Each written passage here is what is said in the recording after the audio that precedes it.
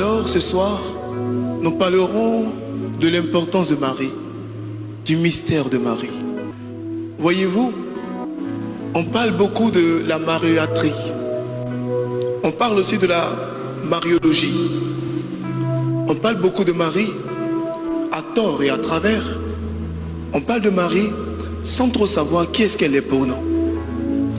Pour nous, chrétiens catholiques, nous avons accepté Marie selon ce qui nous a été communiqué à la catéchèse. Mais au-delà de la catéchèse, Marie représente beaucoup plus. Elle représente beaucoup pour nous. Marie est la deuxième prière de l'Église après la messe. Qui est Marie? Pourquoi est-ce qu'on doit prier Marie? Est-ce que réellement Marie est biblique? Nous avons certains de nos frères à côté qui nous donnent des versets, qui nous donnent le vertige. Quand tu lis le verset et que tu cherches à comprendre, quand tu arrives à l'église, tu te fonces droit vers le tabernacle. Après le tabernacle, vraiment tu n'as pas affaire à Marie. Comme tout le monde te regarde, tu es obligé de faire comme.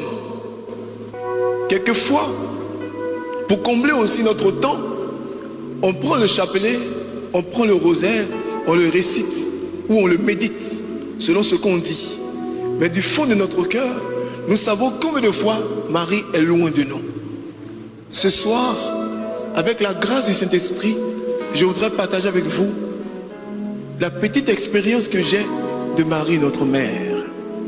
Marie, épouse de l'Esprit. Marie, seconde prière de l'Église. Marie, mère de Jésus-Christ de Nazareth. Nous sommes dans le mois de Marie et on ne peut pas être dans le mois de Marie sans parler du mystère qui est autour de Marie. Je voudrais que tu dises à ton frère, à ta soeur, écoute ce message. Allons dans Jean chapitre 2, à partir du verset 1er. Dieu vous bénisse. Jean 2, verset 1. Le troisième jour, il y eut des noces à Cana de Galilée. 2 jours après, il y eut des noces à Cana, en Galilée. Et la mère de Jésus y était. Et la mère de Jésus était là. Verset 2. Jésus aussi fut invité à ces noces. Et on avait aussi invité Jésus et ses disciples à ce mariage. Verset 3. Et il n'avait pas de vin, car le vin des noces était épuisé. À un moment donné, il ne resta plus de vin. La mère de Jésus lui dit. La mère de Jésus lui dit alors. Ils n'ont pas de vin. Ils n'ont plus de vin. Jésus lui dit. Mais Jésus lui répondit. Que me veux-tu, femme? Mère, est-ce à toi de me dire ce que j'ai à faire? Mon heure n'est pas encore Mon arrivée. heure n'est pas encore venue. Sa mère dit au servant. La mère dit au serviteur. Tout ce qu'il vous dira, faites-le. Faites tout ce qu'il vous dira. Amen. Parole du Seigneur notre Dieu. Voici ce passage que nous connaissons de la parole. Ce passage que nous connaissons de la Bible. Ce passage que tous les chrétiens connaissent. Mais un passage qui est sous-exploité. Il est riche, il est béni et il est plein de révélations, ce passage. Voici la première image qui me vient à l'esprit que je voudrais partager avec vous. Dans un mariage, c'est quelque chose de sérieux. Et il se trouve qu'à une chose sérieuse, on invite des invités sérieux. Permettez cette tautologie. D'accord? La Bible dit clairement, quelles que soient les versions, quelles que soient les églises, la Bible dit clairement, la mère de Jésus était là. Elle précise, virgule, Jésus fut aussi invité à ses noces. Dans la pensée hébraïque, on cite les personnes par importance et par carrure. En ce temps-là, Jésus n'était pas révélé au monde. En ce temps-là, il n'était donc pas important. C'est pourquoi on a invité Marie, sa mère. Si vous avez Marie avec vous, vous serez invité aux bons endroits, au bon moment, et vous serez toujours avec les bonnes personnes. Que quelqu'un me dise Amen. Écoutez-moi bien. Marie, sa mère, était là. Jésus aussi fut invité avec ses disciples. Invitation à l'africaine. Vous voyez que on n'a pas volé. Ça vient de nos ancêtres. Il y a quelque chose qui me touche dans ce passage. Marie est assise discrètement.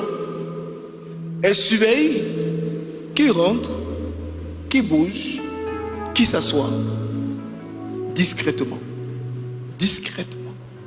Poussée par l'esprit. Poussée par l'esprit. Elle se lève et elle fait un mouvement.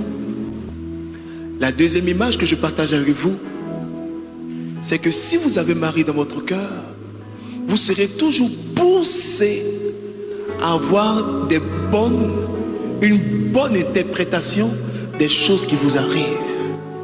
C'est ce qu'on appelle la poussée prophétique. C'est ce qu'on appelle l'action prophétique.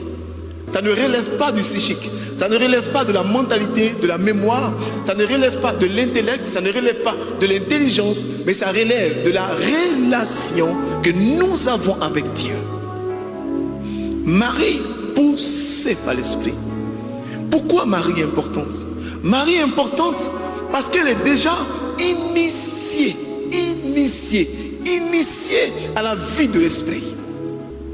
Quand nous recevons le baptême, Mère Église nous dit: tu es prêtre, prophète et roi. C'est la vérité. Marie est initiée. L'Église nous donne le baptême et l'Église appelle le baptême aussi le sacrement de l'initiation.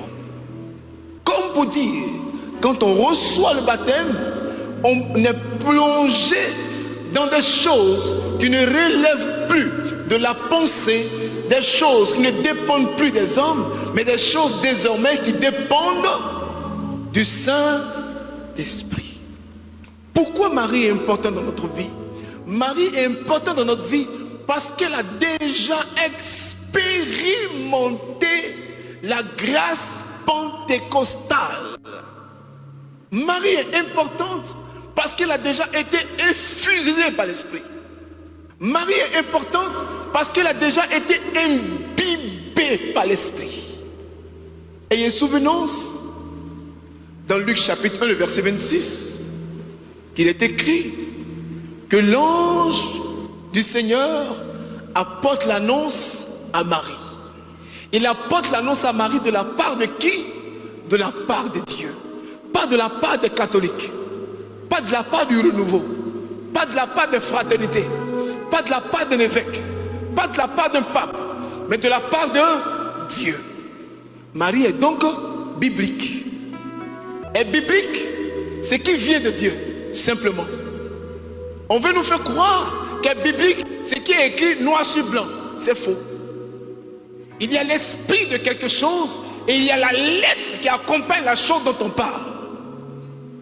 C'est pourquoi chez les catholiques, il y a l'esprit de l'interprétation et de situer les choses dans leur contexte. C'est dans un contexte précis que Dieu a dit: je ne veux pas qu'on me taille des objets, je ne veux pas des représentations, je ne veux pas d'autres dieux. Dans un contexte, le peuple sortait d'Égypte, le peuple a commencé à se tailler des veaux d'or, le peuple a commencé à être idolâtre. Pour éviter l'idolâtrie, il dit à son serviteur: dis au peuple que je ne veux pas. Dans un contexte, On ne peut pas prendre des mots, les sortir de leur contexte et puis dire à tout le monde, va lire. Ça est dans Nombre chapitre tant. Non, il faut lire. Si tu trouves le contraire, je donne ma vie, je te suis dans ton église. Dites à ces personnes-là, chacun n'a qu'à rester dans son église. Je ne veux pas vous choquer. Je veux seulement parler de l'importance de Marie. C'est un mystère. Elle est touchée par l'esprit. Voici une fille de moins de 15 ans, 16 ans, qui est remplie de l'esprit. L'esprit de Dieu descend sur elle. L'esprit de Dieu la féconde. L'ombre du Très-Haut te couvrira. Le Très-Haut, c'est qui? C'est le Père. L'Esprit de Dieu te visitera et tu seras enceinte. Qui visite? Le Saint-Esprit. Tu seras enceinte et tu porteras un enfant, tu lui donneras le nom de Yeshua, Jésus. Voici une fille de 16 ans. 16 ans. Elle n'a pas de compte en banque. Elle n'a pas de split. Elle n'a pas de perruque. Elle n'a pas de produit pour ses tchatchos. Mais voici une fille à 16 ans qui a le Père, le Fils et le Saint-Esprit.